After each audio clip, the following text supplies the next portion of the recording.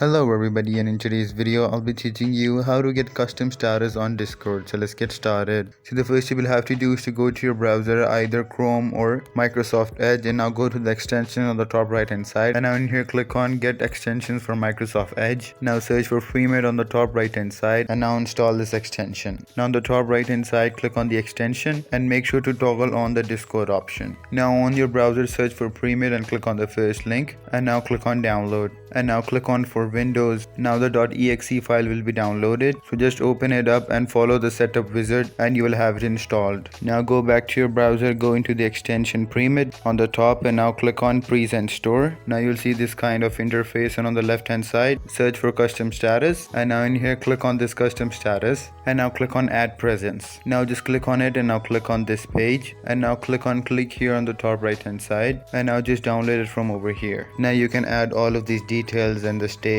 and all of these will show up on your Discord status. You can also add different kind of images and icons. And there you go. If you guys found this video helpful, make sure to leave a like and subscribe to our channel. I'll see you all in the next one. Goodbye.